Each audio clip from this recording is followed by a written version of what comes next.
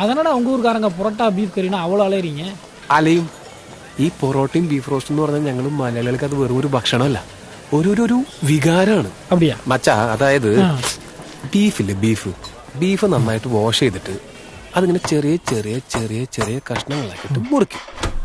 എന്നിട്ട് അതിൽ ഇച്ചിരി ഉപ്പ്, ഇച്ചിരി മുളക് പൊടി, ഇച്ചിരി മഞ്ഞപ്പൊടി, കുറച്ച് പെപ്പർ ഇതൊക്കെ ഇട്ടിട്ട് നന്നായിട്ട് ഇങ്ങനെ മിക്സ് ചെയ്യും. ഈ മിക്സ് ചെയ്തിട്ട് അതിങ്ങനെ വേവിക്കും.